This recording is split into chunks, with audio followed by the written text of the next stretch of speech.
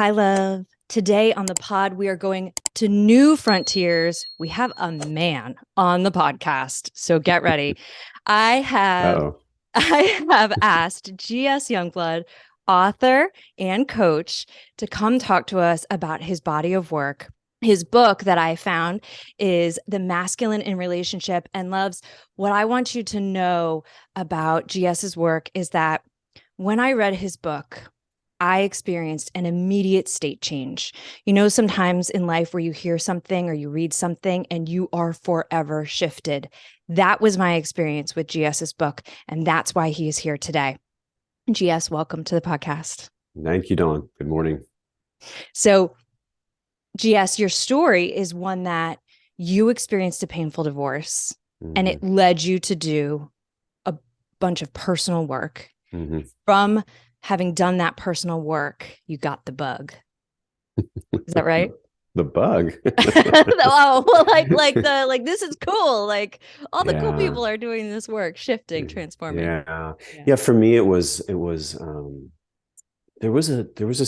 gravitas to my compulsion to do this work. And what I mean by that is I didn't want guys to go through what I went through. Mm-hmm.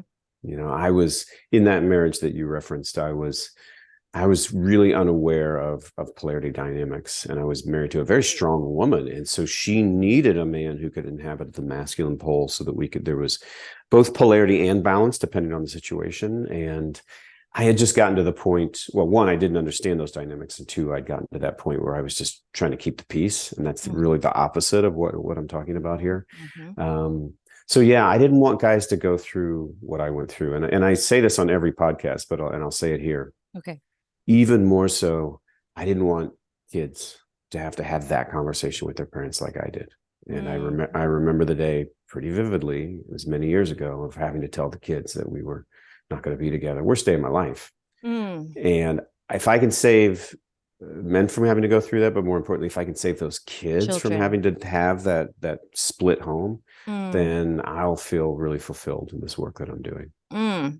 Thank you so much for bringing that work. So let's tell our listeners a little bit about what you do. So what was so striking to me in your work is the acknowledgement that there is a lack of true leadership from men within marriages, Mm-hmm. within the world, really. There's a systemic issue around true masculine leadership. And then what happens is that us women get into a toxic masculine space where we do that whole angry, nagging, emasculating thing, where what we really want is leadership from our man, but it's just not happening. And then we get Mm-hmm. desperate, and that desperation turns into an escalation. In the book, you call us crazy, which I didn't mind because there's such an acknowledgement there of the dynamic that's created it.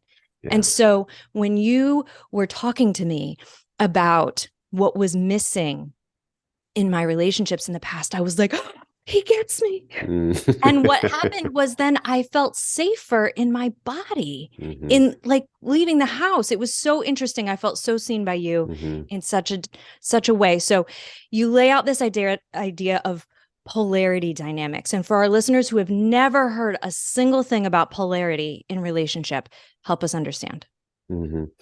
Yeah, polarity is one, I want to acknowledge David Data. He's kind of the guy that really kicked this off for me. And so Okay. when I talk about just polarity, I'm speaking a lot about his principles, and mine Okay. are the practical extension of that, and what you do about that in real relationships. So I wanted to acknowledge David.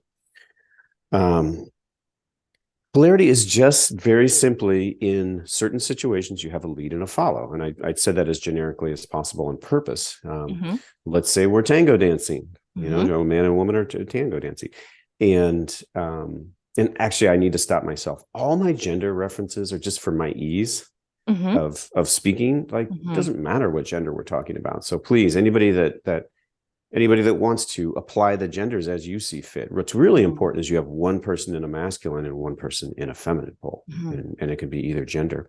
And Mm-hmm. so in tango, you have a very strong lead follow dynamic. It doesn't work without that. You're doing Mm-hmm. something else if you're not doing that. So it doesn't help if there's two leads, because you're constantly clashing in the tango. So you have one lead and one follow, and um, if you take this notion of polarity of there's a lead and there's a follow into the realm of intimacy, the goal here is really to keep the juice of that intimate relationship alive. Mm. And so, if you're doing the taxes or doing the laundry or figuring out, how to take the garbage out, like you don't have to have polarity.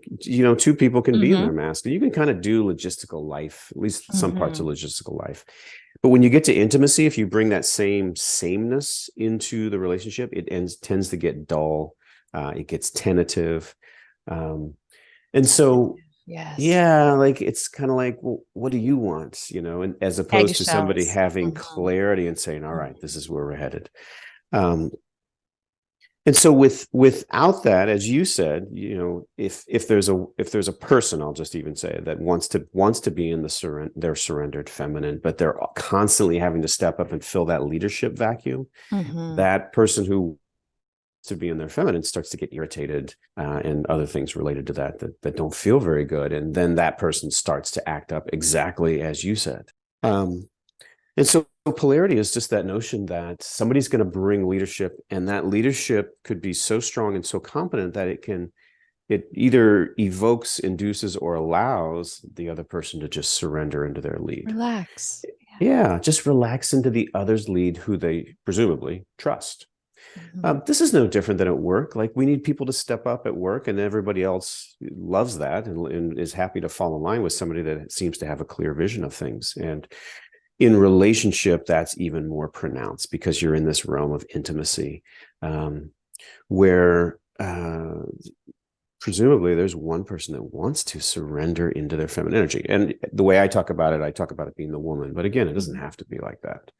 Um, No, and you often talk about in the book that it's not always, right? There are plenty of times where I know my husband, he appreciates when I lead yep. in a number of scenarios, right? Now that's Yep. not sustainable for us to always switch roles that way, but we all need an opportunity to tap out and to find that not needing to be vigilant or Yeah. Yeah. There's certain ways where my moment, I'm just like, baby, tell me what to do. mm-hmm. And so I think that's very similar to what you just said. And so Mm-hmm. for the men, what I'm teaching them is number one, there need to be some areas where you step up. Here are the ones that matter the most, and here's how to do it. And that's what I'm working with men a lot of bringing more of that leadership. And I talk a lot about life leadership. Like for instance, I'll give you an example. Mm-hmm. Um, let's say it's vacation planning. I think in a lot of couples, it's the woman that does the vacation Mm-hmm. planning. A lot of the cases. So I challenge my guys in this very tactical way of, hey, you plan the next vacation. And what I mean by that is go research 3 places you want to go. Go research generally what it will cost and some of the things to do there.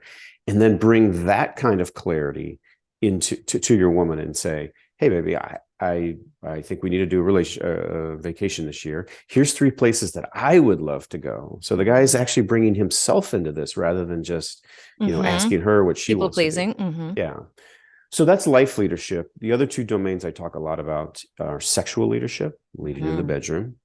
Um, and I love how your voice just got a little bit deeper as you said, mm-hmm. Right on cue. Is your husband still listening? Could he hear No. that? Yeah, I may or sexual may not leadership. have shifted into toxic masculinity. Do you remember that chapter where he talks about sex? Do you remember you can't play the same music over and over again because then I'll be out, but you should revisit Yeah. that chapter. Yes, exactly. Now. Yeah, so there's a lot of, I mean, even as we're joking around about it, I think that's coming from the fact that there's a huge need for more sexual leadership from a lot of guys who, again, have gotten tentative in the bedroom. So that's the second domain I talk about a lot. And the third is a counterintuitive one. It's emotional leadership. Usually the woman is saddled with the need to bring the emotional leadership into the relationship. And I'm telling guys, you want to change your dynamic in your relationship real quick, start bringing some emotional leadership into the 100%. yeah, and then you guys will find that their women start to become more of who they were hoping they were, or who they maybe more they remember who they were when they met and things were good before the years and the layers of sediment built up from kind of neglect to the emotional component of the relationship. So I talk a lot about emotional leadership. So there's life leadership, sexual leadership, and emotional leadership that I talk a lot about with guys. Beautiful. So right about Mhm. now, I would think that our listeners are saying to themselves, okay, GS, you're doing this, you did this work and you're doing this work with men, Mm-hmm. but why wasn't my husband willing to do this work? Why? Yeah. What's wrong with me? Why am I not worth it? Why am I not good enough? Why? And I don't expect you to have all the answers to this, GS, but I do think you have Yeah. some of the answers. I do think you understand from a different perspective than most women do about Mm-hmm. why it may be so hard for so many men to come to this work. Yeah, it's even to start to do the work, it's almost an acknowledgement like, oh, I'm not masculine enough. And that's something that a lot of guys can't admit to themselves, or you don't even want that to be even partially true. So to have my book sitting on their coffee table, Mm-hmm. screams to their friends like, I'm not masculine enough, so I got to go You read know a what's book. really interesting that you say that, the book on the coffee table, because I work with couples and I work with women who are divorced. Mm-hmm. And I have recommended your book to so many people. And there was this one husband who was embarrassed to read it in front of his wife in bed at night. And I was Yeah. like, bro, Yeah.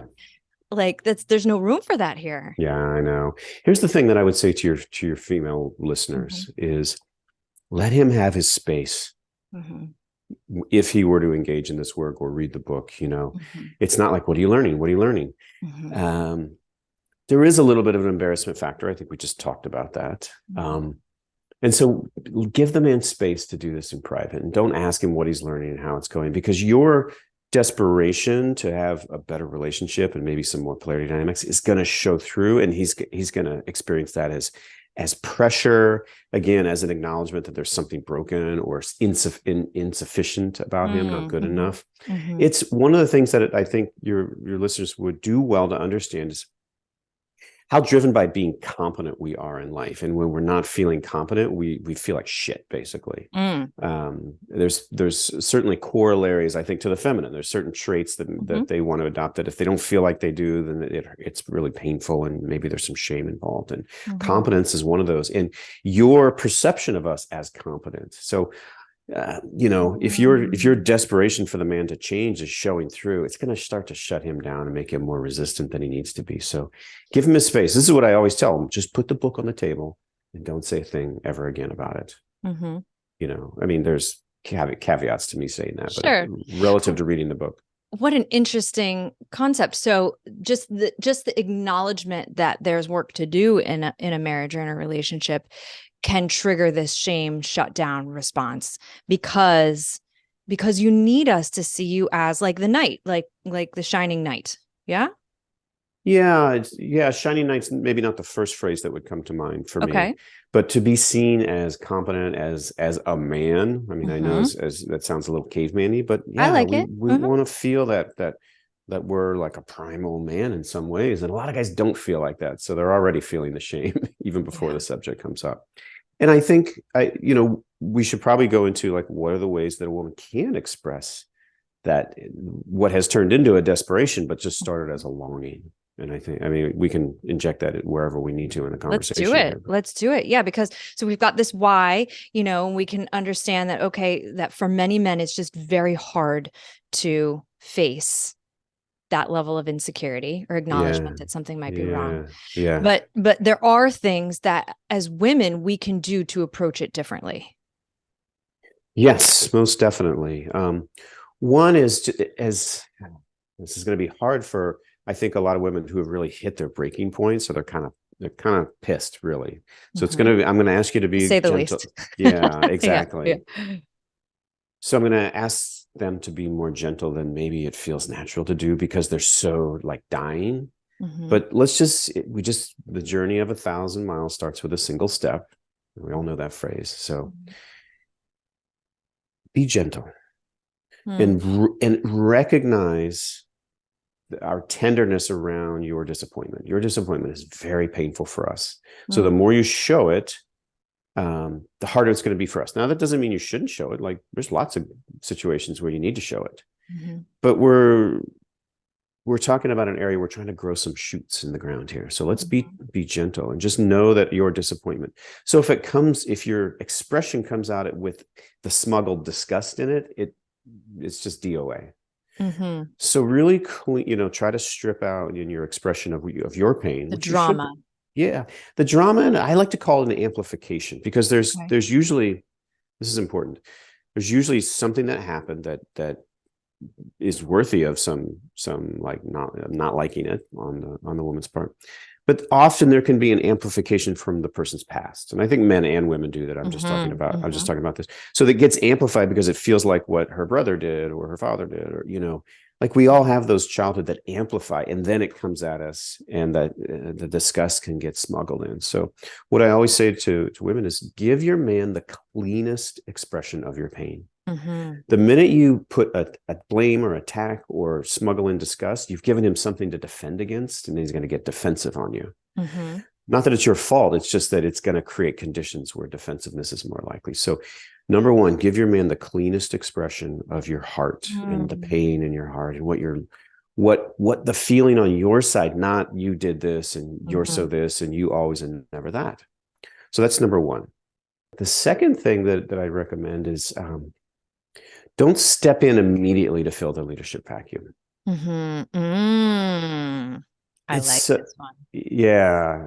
I think it's compulsive, because women are very capable. If the guy doesn't step up, she's just going to step in and do it. In a Mm-hmm. lot of I can't think of too many, other than if there was a physical limitation. I can't think of anything that a woman can't just step up and do just as well as he can. Well, Speaking see, that one generically. hooks right into a woman's tendency to want things to be perfect, especially when it Mm, comes to parenting, right? hmm. So that urge, that compulsive urge to step in and do it right, whether it's Yeah, for something as simple as like dinner, but especially where it comes to childcare, I find that women really struggle to let yeah, go and allow leadership to be cultivated. So this is yeah, sexy what you're talking about. yeah, Yeah. yeah. And let's have some empathy for what's going on the woman's side. It's like, either he's doing nothing or he's doing it really poorly or absentmindedly. Mm-hmm, So mm-hmm. of course there's that compulsion, like, just Yes. get out of the way, I'll just do it. Yes. And the more contempt creeps into the relationship over the time, the quicker and the more violently she Yeah. steps in. She's just like, get out of the way, asshole. Mhm. I'll take care of this again. See, And love, see she how well he gets us?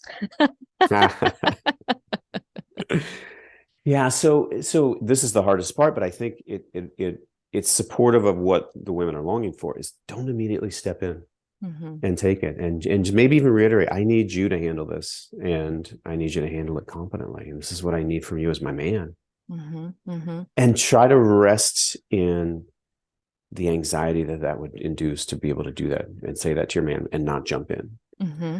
So Mm-hmm. that's hint number two of, I think, one of the ways to deal with a man who's not stepping up. And the third is to try to have a really objective conversation of your longings, and a heartful, and start with reassurance that I love you, I want to be with you, and here's some things I realize I've been longing for. And Mm-hmm. one of those is for you to step up and lead. And the other day when I asked your opinion on what we should do about our son's grades. You kind of didn't even have an opinion, and I really wanted to see some leadership, and I want to see you step up. I want to know what you want. I want to partner with you, and it feels like maybe I don't always know what you want. So Mm-hmm. anyway, that was my poor acting job and what it might Wonderful. sound like. I'm here for it. Okay, Yeah, so to our listeners who are currently hearing us and doing a relationship autopsy, and they're like, "Oh my goodness, he's so telling our story." Um, I could see where they would be asking themselves, "Okay, if I did it the way GS recommended, could it have worked?" Because I feel like I tried so much of that GS. And so let's take a moment to talk yeah, about how how much work is involved in a man truly embodying masculine leadership, because this isn't a thing where a woman can just tweak her presentation and boom, he shifts into embodied mm, masculine. You yeah. advocate for a lot of personal development work, healing work. Yeah, you're right. It's not an easy path. You can't just read the book. This is not a cognitive endeavor. Mm. This is a somatic endeavor. And what I mean by that, Mm-hmm. I'm sure you know, of course, but Mm-hmm. for some people, um, you can get cognitive ideas and techniques and approaches and intention. You can have you're like, I'm gonna be better, I'm gonna lead more. Mm-hmm. And the problem is the minute your nervous system gets jacked, anxiety arises. Mm-hmm. There's a lot of discomfort associated with it, and you at all costs you're trying to stop that discomfort. And so that's when you get defensive, that's when you get dismissive, that's when you go stony, et cetera, et cetera. All those things that we do to make our anxiety stop. So you can have all these ideas, but the minute your nervous system gets jacked, all those ideas go out the window and you just revert to your Fall habits. back to your Yeah, habits. exactly. And so this is a lot of the work that I do with guys. And so I really am such a huge proponent of a daily embodiment practice. And we can go into what embodiment is maybe in a moment, but daily embodiment practice, because what you're doing is you're using that to ground the nervous system. And I've found I would say most cases that a grounded nervous system would solve whatever problem they're having. Like they come with all their circumstances and challenges that are Yes. unique to them, but almost always the part of the answer is we got to get your nervous system more grounded. So yeah, that's a years long endeavor. It doesn't happen in a day or a week or a month. Years long, But loves. Did you hear that? Like you weren't gonna save this thing just from changing your approach. Yeah, A person has to be committed to completely reworking, overhauling, right? Their somatic experience of living life and relationships and people and triggers. And that is a healing process. yeah, yeah. And let's just say something encouraging, because we've Yeah. totally discouraged them, and now that they've got to spend years on this, you'll notice that the world just gets easier. And Yes. it's not the world changing. Right. It's just reactivity. Like Yes. it's like Terry Real has a great name for it. It's the whoosh, when your nervous system just goes boom and the anxiety explodes within you. That just gets, after your first year of concerted embodiment practice, that is, 15% quieter. And then your next year it's 11% quieter. And then, you get down to maybe 50%, that's pretty damn good. Oh gosh, life For feels so anyone. much easier. Yeah. Yeah. So by daily embodiment practice, you mean things like meditation. You mean things like talk about that. Yeah. Meditation, I always like to compare meditation and embodiment because I think meditation is something that most people mostly understand. Okay. Meditation is a component of embodiment. I'll say that. Okay. But here's why I like embodiment better than just pure meditation. In meditation, you generally, as it's taught to most people, you close your eyes and you use your mind to notice that same mind thinking thoughts. And then you use that same mind to remember your intention to not think those thoughts. So you sort of let go and disidentify, but you're all the while you're using the same mind. So it's really incestuous. So usually what happens for most people who try meditation for years is they just continue to drift off into thought and they get frustrated and they quit. And it doesn't really help them. And it's, obviously lots of people meditate, but it's hard for most people. They usually have a sitting session and they're just thinking the whole time. Embodiment is different. Embodiment is not trying to do anything. You actually just take some of your attention and turn it away from the thinking mind and into some sensation in the body, which anybody can do. Anybody, like you and I are both sitting in chairs and we can feel the weight of our butt in the chair. We can actually feel that. Like I'll just look away and just feel, and close my eyes and just feel. And when you do that, what that does is it naturally crowds out that thought in your head. And so you don't actually have to try to notice thoughts and let go of them. Because your awareness is focused so powerfully in a different space with a different sensation. Exactly. Yeah. And physical sensations are much more attention attracting, but I can tell you that putting your attention on a physical sensation, that's much more enticing to your attention than trying to not do something, which is not thing. To switch your focus is easier to try to not focus. That's a good way to put it. I like that. Yeah. Yeah, exactly. So I find embodiment much more accessible and effective for people. And that's what we want. If we can get some quick success, then guys will stick with it. Love that. If it's super hard, they'll quit and won't do it. And that goes for all of us, right? So for my listeners who have joined the Post-Divorce Roadmap, the 21-day journaling program that I have out there, this is the first week of prompts is about embodiment, right? Getting connected with the body, because that is where we store so much of our nervous system awareness. So I love that this is what you're doing with men also. Yeah. And it's so important that I have this is my second book was about embodiment, and then I created a companion video course to go with the Mhm. book on that. So I have video course that is on embodiment, so we go super deep into that, and also a video course that I'm just about to release for the masculine blueprint. So everything we talked about, respond versus react, provide structure, create safety, because I think those are important. And so the video, you know how it goes, the video element adds I think another layer of the ability to retain and Learning. understand. Mm-hmm. Love it. Okay, so this is it's a body of work to train your nervous system. And so nervous system training is the trending conversation, right? On Mm-hmm. TikTok and all the places. And we're really starting to understand how nervous system health translates to overall health, relationship health, personal health, Mm-hmm. how we Yeah. respond to the world versus react to the world. So that's actually, fun fact, how I found you, because I started following the nervous system coach. Her name is Lindsay Lockett.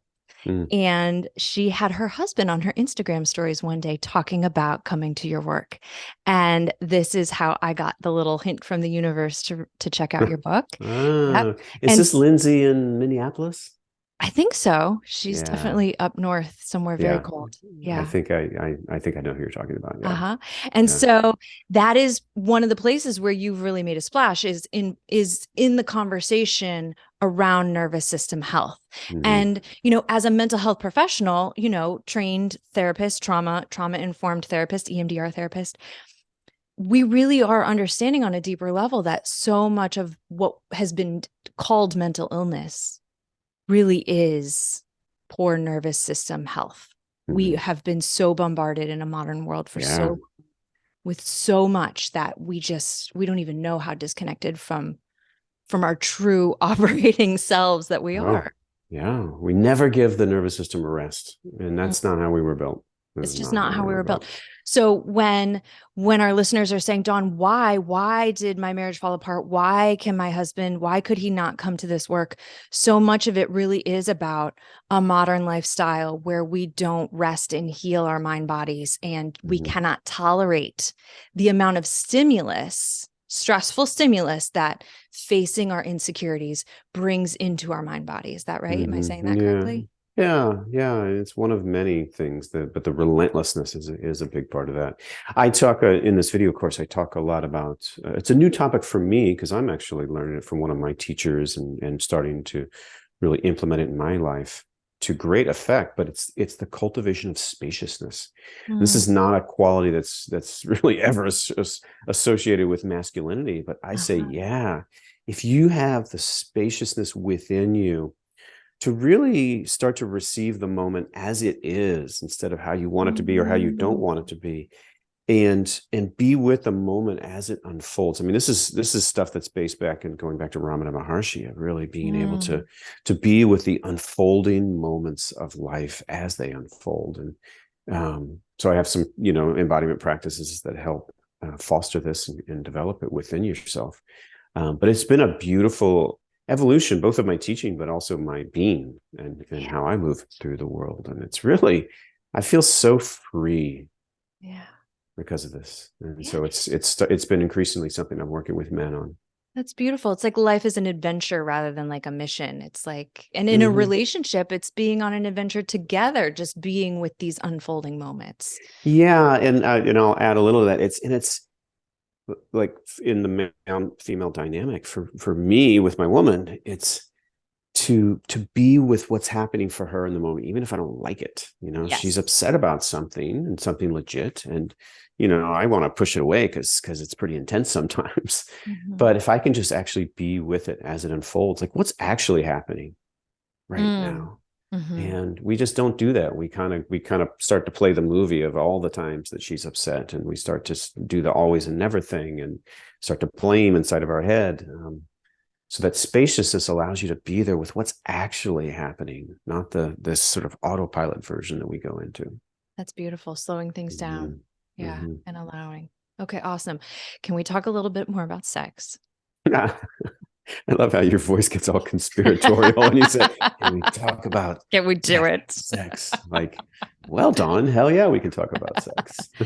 Let's do it. I Yeah. think it's an interesting space, especially in a post-divorce world for our listeners, coming out of a marriage where sex had probably fallen off quite a bit, right? Yeah. And Yeah. then there's a certain insecurity that has come to the surface around all the rejection, all the hurt, all the things, right? And then getting back on the horse, as they call it, in a culture of dating these days, I think it's tough, So let's talk about what really great sex looks like, because I think too often, at least I can talk about from the woman's perspective, we really don't know how to advocate for really great sex, because whether we call it, our insecurities, body image, the all the puritanical, right? Like, be a good girl, and then there's all this sneaky, like, how could I say that better? Like, there's a wildness inside all of us, but maybe we don't have a healthy relationship with that wildness, and then it comes out as maybe one night stands or unsafe sexual behavior. So, like, let's talk about really great sex, in a really great dynamic. Yeah, there's so much we could talk about. If something's coming up, it's not exactly what you're asking, and I almost feel kind of condescending the way it comes up for me, but let me just share it. Is you're talking about people getting back out there, and it's pain. There's a lot of pain associated with sex. I mean, I was speaking of emotional pain. As a man, I love a woman that is totally in touch with her sexuality, but there's everybody doesn't get to access it, and it's like, is confident waiting on it even while she's still sexual, and like, it could be let's just say it's a third date, like she could make a sexual reference and that's going to turn me on, but even though there might still be 7 or 8 more dates before the sexuality happens, and I'm not puritanical by any means, but I'm not in a dating Not mode everybody right gets now. tickets to the show. That Yeah, is, there you go. But you can still own your sexuality, and I love a woman who can bring it, but is going to make me wait. And I'm not in a dating situation, so I don't want that to come out the wrong way. But I think that's refreshing to hear. That doesn't land as condescending to me at all. That that lands as yeah. we want to know you're a little wild, but we may think we want to have sex early on in this dating relationship. We don't. Yes, let's talk about that. Yeah. So don't believe our actions around sexuality early on, because our kind of our more animal brain will pursue the sexuality, but our higher brain doesn't. We want to wait. We want to make it special.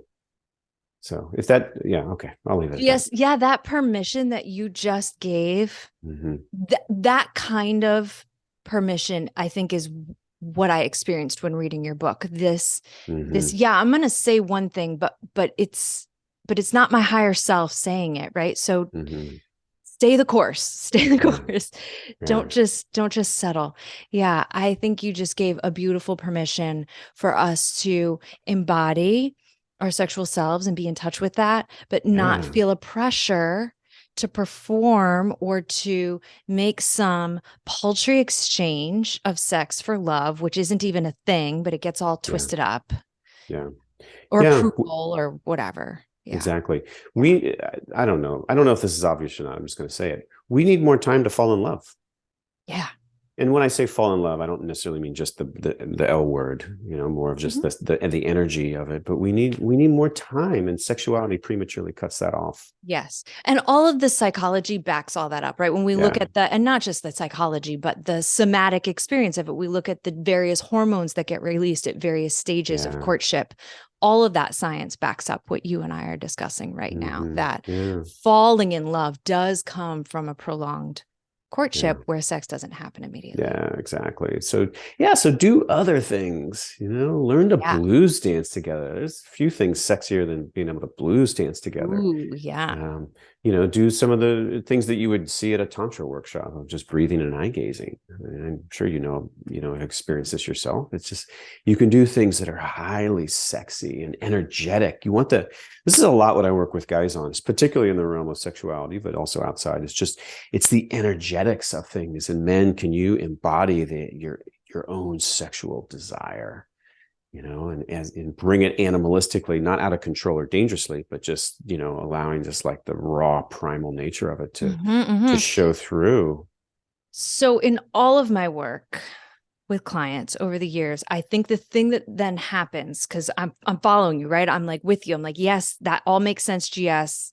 But then what happens is there is an expectation conveyed that I perform, right? And I don't just mean me, right? I mean all the me's. Yeah. And that expectation comes with a certain cutting to it. Cutting. Tell me more. That the man can become aggressive, whether it's physical or verbal or emotional, right? But a certain amount of aggression, blame, attack around. No, I expect you to do this, and I deserve it, and you owe it to me, and this is right. Yeah. Yeah. I'm not saying you're doing things. it. Yeah. This I got you. This is the dance that I think is being healed through the work Yeah. that we're doing, right? But Yeah, for sure. This is the toxic part of masculinity, where there's an entitlement. That's the word that always comes to me.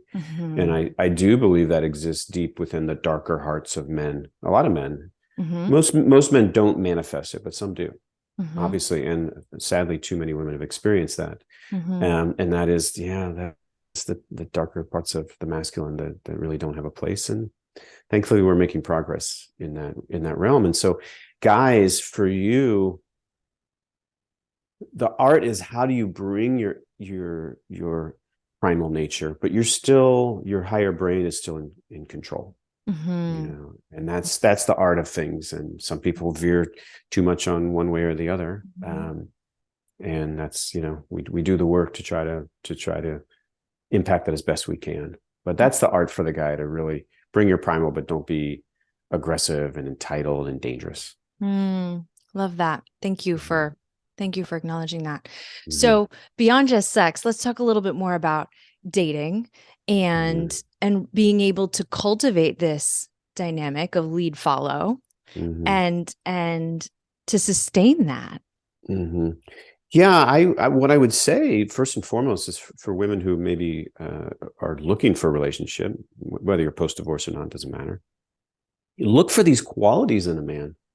Just use the blueprint as laid out in the book. And it's like, is this guy reactive? Does he kind of seem to get fired up easily and in not a healthy way? And everybody's on their best behavior in the first 10 dates. But if you use your discerning eye, you could probably start to pick up on that. So, whatever criteria you're looking at now, looks, money, intelligence, charisma, chemistry, add to that kind of the blueprint diagnostic. Does it seem like this guy's got a grounded nervous system? Ask yourself that.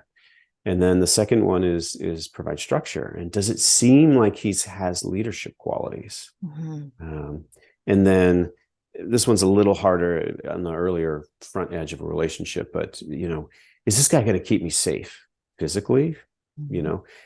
I say financially, not as in like anybody's out looking for money, but just does the guy have a certain responsibility about him that he can provide? And integrity. You might be, even if you're a provider too, can he hold up his part?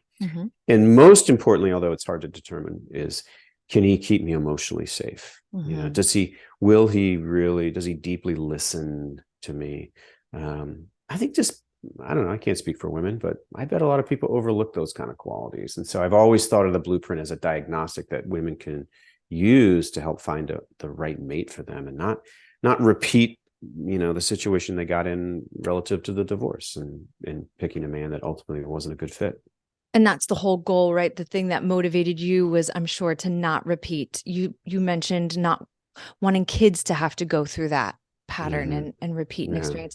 And, as you bring up this kind of diagnostic tool, the blueprint that you lay out so beautifully in the book, I want my listeners to be asking themselves the same darn questions. Ladies, do you have a grounded nervous system?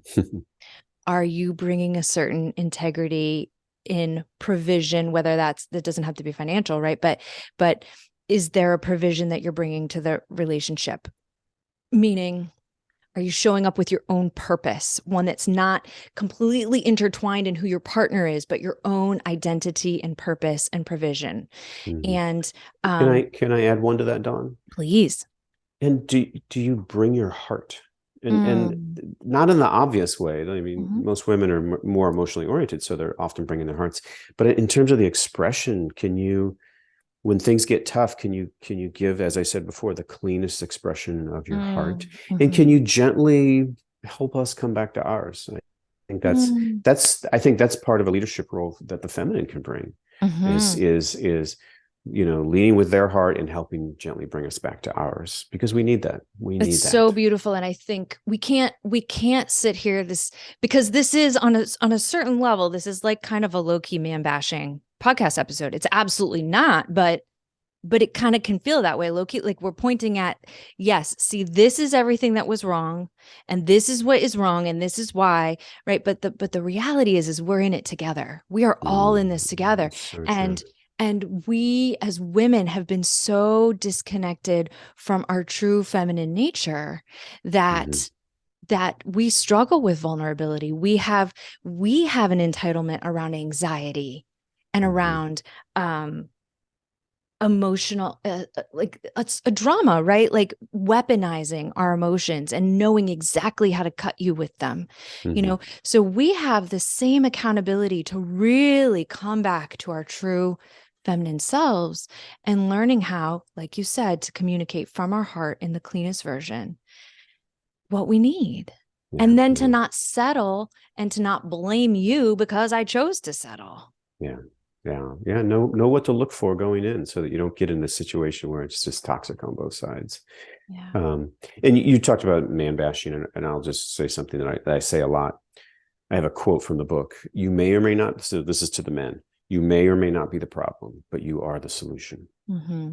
And so I put all the weight on the men, not because it's their fault, but You because really do. I want to empower Empower them, them. Yeah. and stop looking for the answer externally. Now, do the women play their part? Yeah. And you Yeah. just put it so beautifully about how they could. But Mm-hmm. I put a lot of pressure on the guys, not because it's their You fault. do, you really do. And it probably worked for me in again that state change I keep referencing, and in the couples that I work with, I've had different men respond to that piece differently, right? Some men have come from that really empowered place, like, wow, okay, I am the solution. Mm-hmm. And but I don't give women a pass at all, so there's that. And I've had one or two that are like, well, that I want her to go first Oh mentality, yeah. which I Why do find I have is, to do all the work? yeah. Yeah. Mhm. The guys say, I go to work all day and I provide this great life, and I got to come home and do Yeah. all this stuff. Yep. And That's I, exactly what they say. yeah, Yeah. exactly. And I get it. I'm empathetic to that. And I ask them, number one, do you want her in her masculine, or do you want her in her feminine? Mm-hmm. Mm-hmm. Because if you continue to abdicate leadership in the relationship relative to, say, the emotional connection or in the bedroom, Aha. she's just going to get increasingly in her pain body. Yes. And Yeah. so if that's what you want, just keep doing what you're doing, Just keep brother. doing what you're That's doing. what I Yep. say. But Yeah. if you really want to change things and take it on yourself, then don't. GS, you have just really shared so many beautiful things with us today. Tell us more about how we can find you, your work, what you've got Mm-hmm. going on, all of that. Mm-hmm. Yeah, I certainly recommend the embodiment book and course for everybody to go deeper into daily practice. Everybody, meaning And men and women. well, my audience is men, so I'm Okay. speaking to the Okay. men. Yeah. I think women can get a lot out of embodiment too. Yeah. I just teach a very masculine version of it, so I don't know if my version would be. Translates. Yeah, I mean, most of it would, and there's some things that are more masculine oriented. But my biggest passion right now is this video course that's based on the book. So people are, the book is being received really well. So I wanted to give everybody an opportunity to go deeper. So I'd say, just head to my website, gsyoungblood.com, get on the mailing list, and this course will be out within the next few weeks. And Awesome. I will I'm put very all of proud that in of the it. show notes. Yeah. And then if you want to just sort of get tidbits and things, then go to Instagram. It's GS Youngblood, MIR, masculine in relationship. And that's a great way to just see, obviously, what I post there and get a good flavor for who I am. And then there's one-on-one coaching for the men. So ladies, send your men my way. Send them to GS. I will tell you, my husband has really enjoyed your book, the embodiment book. Mm-hmm. He says they're very complimentary. He loves how you just add, your thoughts in, finds it very digestible, very helpful. Cool. And I've said to my clients who have read the book, who, especially the ones who have already been working with me, who have already been doing EMDR, who have already started having a somatic processing, right? They're already ahead of the curve. So I really hope you so much success in this new course. Thank you very much. Yeah. And I wish you all the best in your, quest to help women. We as you said, we're all in this together. Yeah. And I hope we can have you back in the future. I just know that this episode is going to be such a hit. So I plan on being invited back to the show. Cool. Let's do it again. Yeah, let's do it again. All right. Thank you so much. Ladies, have a beautiful day. Peace.